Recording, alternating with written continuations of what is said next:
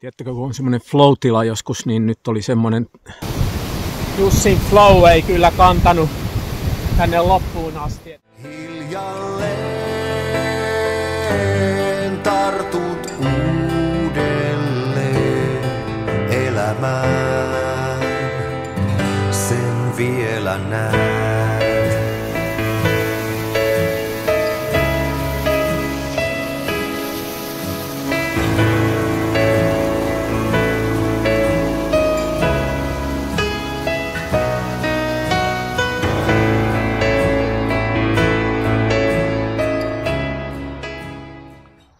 Seuraava aamu erämaavaelluksen jälkeen lähdin tonne Kitsiputouksia kattoo, eli Mallan luonnonpuistoon päin.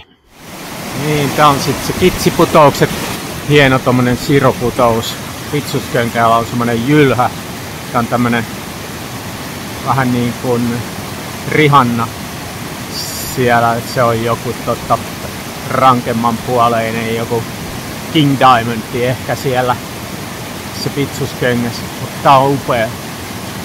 Tästä pääsee varmaan yli. Tästä pääsee tonne Rajapyykille, jatkaa varmaan sinne sitten. Tiedättekö, kun on semmonen flow-tila joskus, niin nyt oli semmonen tänne tullessa Kitsiputouksilta jatkoin siitä helposti pääsi yli kuivin jaloin. Ja sitten oli yksi isompi joki, mutta siitäkin pääsi pomppimalla yli. Ja kivikkoista maastoa, just mun lempparimaastoa, mä vaan tuntuu, että leiju niiden kivien ylitte ja tunturipuroista joi vähän vettä siitä välillä suoraan. Ja nyt on sitten täällä 3 valtakunnan Rajapyykillä. Täällä on ennen käynytkään. 2 tuntia 20 minuuttia tuli tänne. Ihan trackerin laitoin päälle ihan tarkoituksella. Tää on vajaa 11 kilometriä tää matka tänne tuolta Kilpisjärven sieltä tien varresta. Tuossa tuli vastaan semmosia, jotka oli siellä Mallalaivalla liikenteessä ja kyseli pääseekö siellä kuivijaloin yli, että ne jotkut tuli sitten paluumatka tässä. Tuli sitten tätä samaa reittiä, mikä mäkin palaan sinne Kilpisjärvelle tästä kohta. Tää vähän kuumottaa tää Ritillällä kävely tässä samalla kun kuvaa, mutta no ei ainakaan syvää tässä kohtaa. Nyt lähestymme.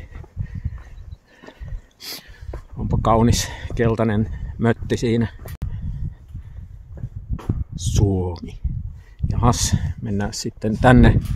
Onko täällä sitten Ruotsin puoli?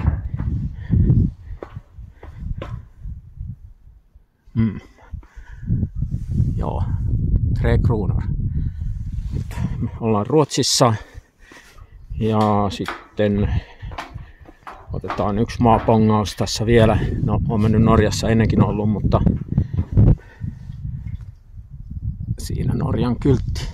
Ja norjalaisilla on sitten tommoset hienot lumihuippuiset vuoret tuolla. Ja meillä Suomessa tämmösiä pieniä nyppylöitä. Ei vaan, noikin on hienoja. Kiveltä kivelle. Yksi tyypillinen maasto täällä.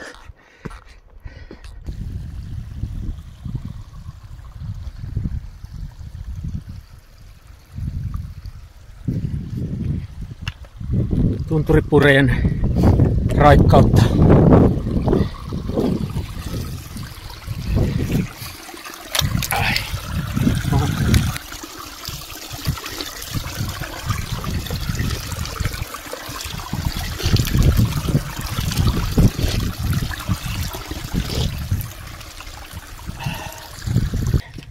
Tähän on tämmöistä tyypillistä maastoa. Nyt mä menen hitaammin tämän puhelimen kanssa, mutta tämä periaatteessa on tämmöinen pomppimista kiveltä toiselle, joka on hienointa vaellusmaastoa, mitä mä tiedän. Tähän mahtavaa vetää täällä. Jos astuu harhaan, niin ei tipu kauhean syvälle rotkoon, niin kuin jotkut vanhassa Tartsan-leffoissa alkuasokaskantajat tipahteli sinne rotkoihin. Mutta täällä on joku laittanut pitkospuukin tähän väliin. Tuo oli nopea baana. Ja sitten taas lähdetään. Ai että nyt on taas semmonen tunturipuro tossa, että pakko hörpätä tosta vähän vettä. Toivottavasti ei ole hirveästi pöpöjä. No niin raikkaa. Se tulee tuolta tunturilta. Ja maistetaan tosta, minkä makusta tää on.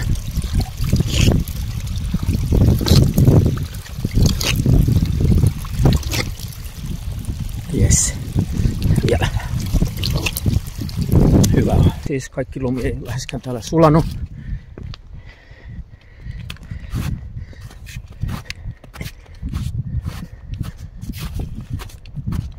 Jee. Cool. Ja vau. Tää on tommonen monipolvinen putous. Semmosia Suomen suurin tommonen. Missä on monta tommosta pienempää putousta yhdessä. Ja millä paikalla. Aivan mahtava. Kyllä tää on hienompia vesiputouksia, mitä on nähnyt täällä Suomessa. Mä talvella lähelsi Korkeakankaan rinnettä ylös alas siinä.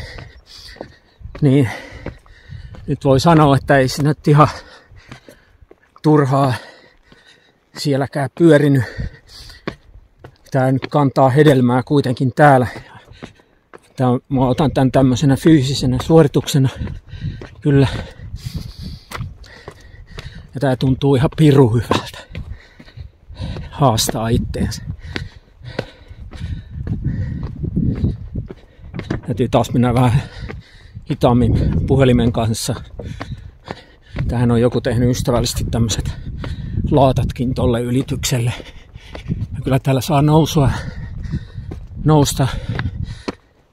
ja laskua edestakaisin. Joo. Suomeksi Kilpisjärven kylä näkyy tuolla kaukana. Tai no, se näyttäisi olevan ihan tuossa kivenheiton päässä, mutta sinne vielä matkaa tuossa se polku kiemurtelee sinne. Mutta tämä onkin jo laskua tämä suurin osa tässä loppumatka. Painovoima tuo alas. Oikein nähtävyys matkan varrella. Mallan luonnonpuiston korsu. Saksan armeijan kesällä 1944 rakennuttama, todennäköisesti sotavankien työllä. Ja katsotaan, pääseekö tänne sisälle.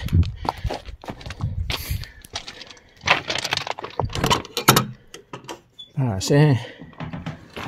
No niin, tämmönen paikka. Siellä on jotain löydöksiä ilmeisesti, kenttälapia sun muuta.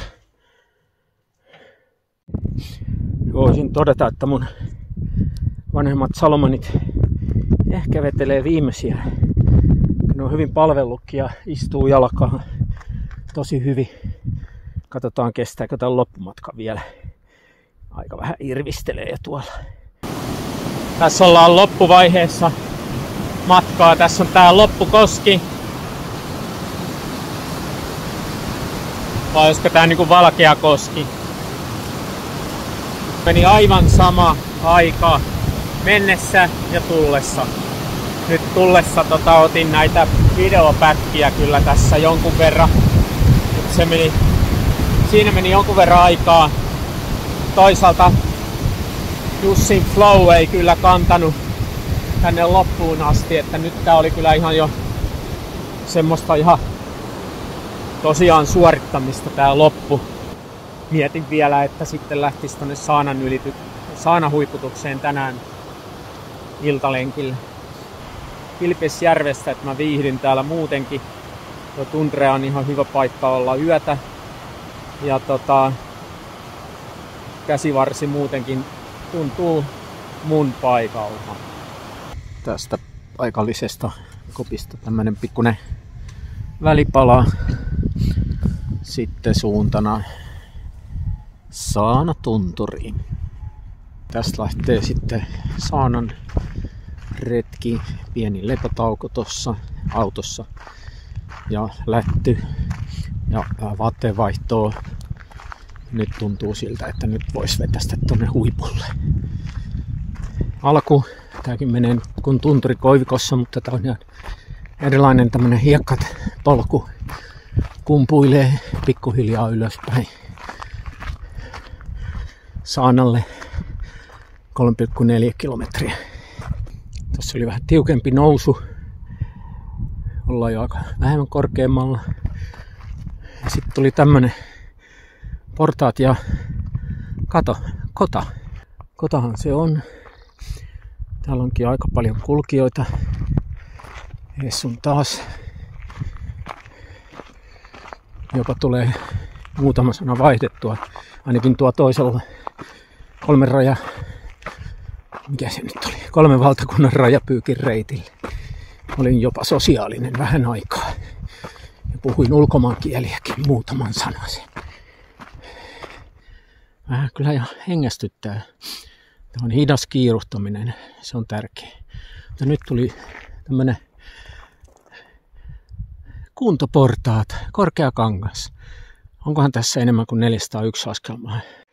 Ei ollut kuin 213 askelmaa tähän. En tiedä jatkuuko vielä. Oho, mikäs tää tässä rinki? Noita piiri. Onkohan tää huiputusta? Näköalat kohillaan taas. No tossa joku tulee tuo perässä. Kysyi multa, että oli ohittamassa, että onko vielä toi huppu tossa vai onko se pidemmällä. Mä sanoin sitten, no en mä nyt oikein tiedä, kun ekaa kertaa täällä menen. Sitten oli yllättyneitä ajaa. Että mä oon jollain työmatkalla tässä ilmeisesti. Tää olisi kivat työmatka tonne huipulle. Saanon hengeksi. Ehkä tää on se mun työpaikka tuleva. Tiedä kuuluuko mitään tässä tuulessa. No suklaatakin suus täynnä, mutta tullaan tänne vähän eteläosaan saanan huippua. Jos tuo huipulla käy, niin kyllä tänne kannattaa näköjään tulla. Sen verran kävellä vielä eteenpäin, koska tuo alhaalla näkyy toi Kilpisjärven kylä, keskus.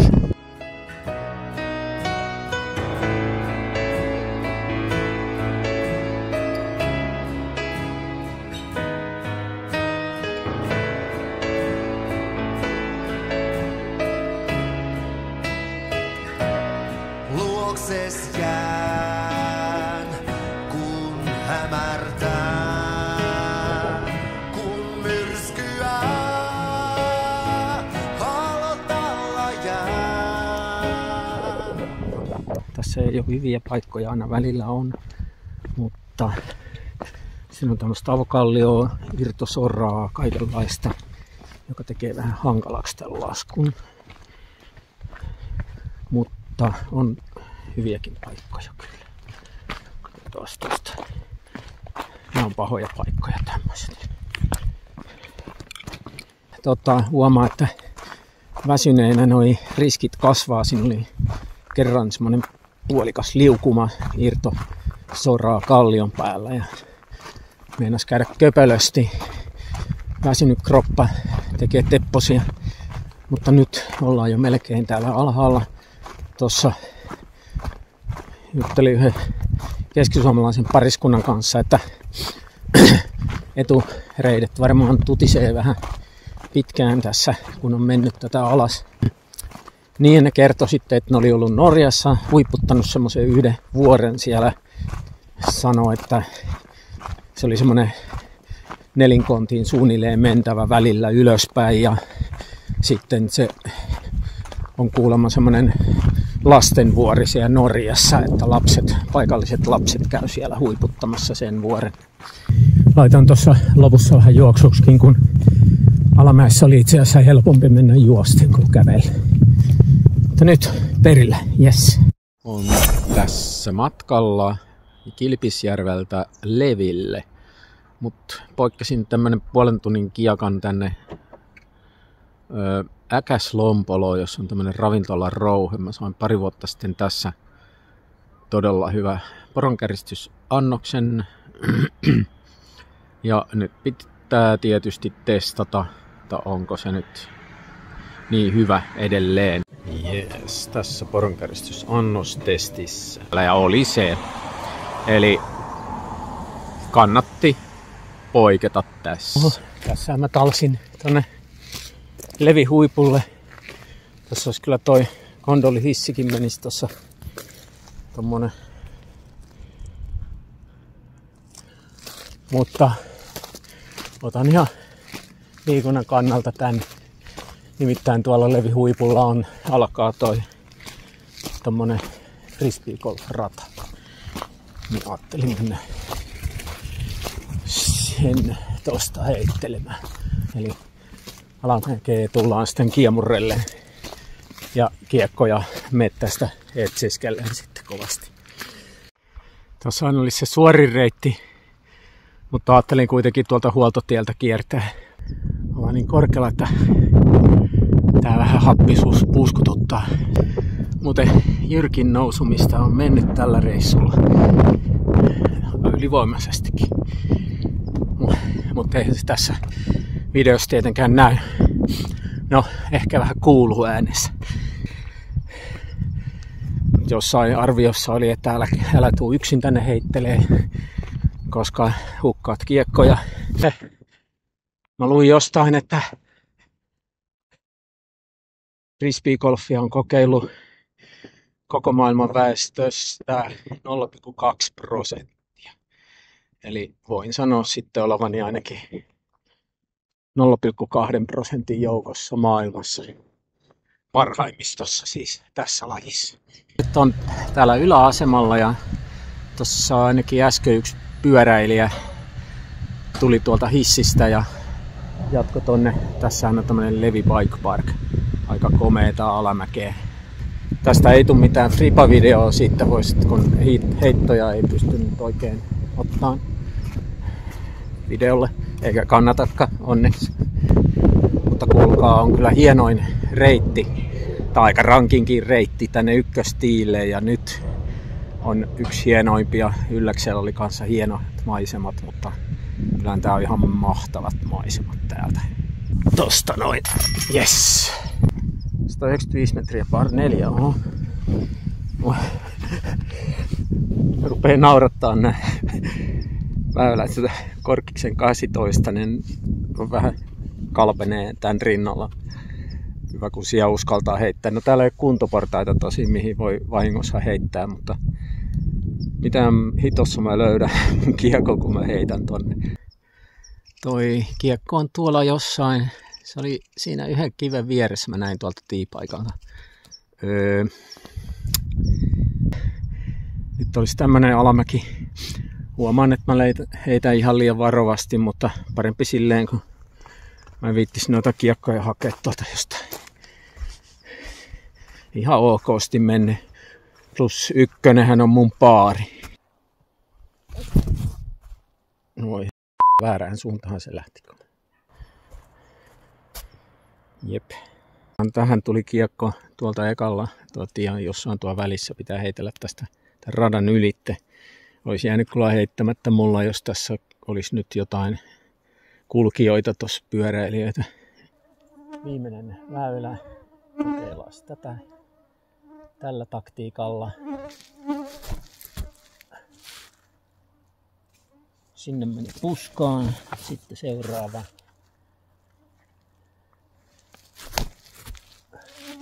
Toi on aika hyvä. Ja sitten viimeinen. Ja oksa. Ai niin, oli tässä tää yksi vielä. Se oli tässä alla. Laitetaan tätä vielä. Näkeekö tästä nyt mitään? Joo. Antaa olla. 2,5 tuntia menin tossa kiekassa. Siinä on tietysti mukana se nousu tonne ylös leville. Mutta täällä on vielä kuitenkin sitten tämmönen helpompi metsärata. 18-väyläinen myöskin. Tuossa näkyy jo korea, mutta nämä viimeiset korit. Täytyy mennä tänne parkiksen tolle puolelle ja aloittaa tää. Kyllä tää meni varmaan nopeet. Mä vedän 2 kiekalla juosten. Tästä lähtee Levi Greeni. Tuolla koppien takana näyttäisi jotain olevan. vauhdilla tätä, mutta tää nelkku nyt jää heittämättä. Mä vittu nyt tänne puskaan kyllä heittää näitä mun kiekkoja enää tässä vaiheessa iltaa. Okei, nyt kun pääsit tänne mettään, niin kyllähän täällä on ihan kivoja väyliä tuntuu oleva. Tässä Amaradalla onkin hienoa heittää tätä viimeistä tuolta, ettei osu sitten noihin tyyppeihin tuossa kipeilyradalla. Se oli ihan ok. Ja siinä oli 35 minuuttia meni sen läpi juoksussa. Ja nyt sitten vaan hotelli Hulluun Poroon. Siellä odottaa kylpy.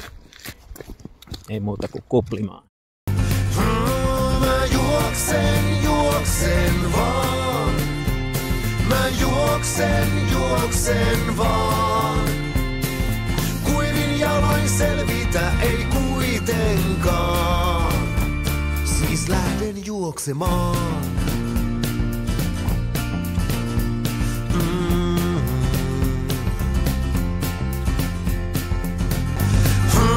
Mä juoksen vaan. Mä juoksen vaan. Tiedän, että oudolta se kuulostaa. Mut mä lähden juoksemaan.